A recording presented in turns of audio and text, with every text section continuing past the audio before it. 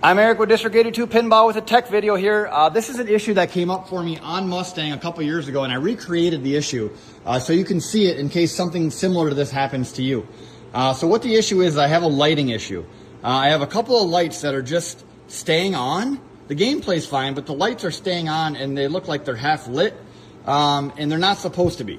So I got like this Ford one up here, this horse one here. All the Mustang letters, there's only supposed to be like one lit, one flashing, and the S, T, A, and G are supposed to be out, but they're all like dancing like that.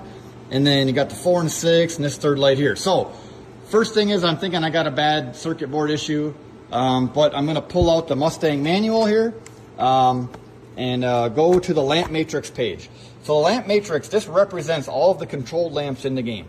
And they're all organized in this game, it's 8 columns and 10 rows, okay? So if all of your issues are on one column or one row, that narrows down where your problem can be.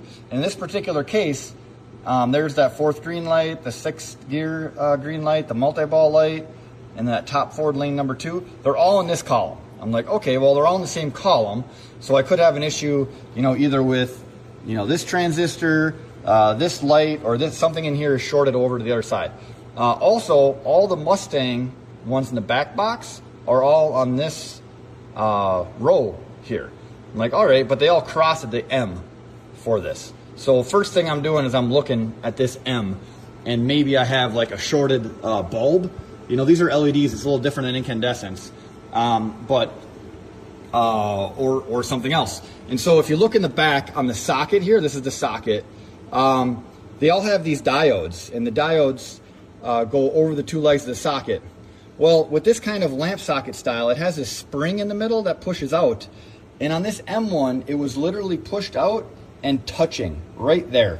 And that is literally touching, and that is causing a short to go through onto that row and column for the M light. Now, I am going to remove it while you watch the playfield here, and there, I'm just gonna pull it off with my finger, and boom, there it goes, it's out. And it's fixed. And it was literally just a bent over diode on that, because when I pushed the playfield back into the game, it hit the wiring harness things here and bent it over. And there's other games with controlled lamps in the back panel, and if you get some weird lighting issue and you may have pushed the playfield back into the game and bent the diode over, make sure you check that. That's like an easy fix.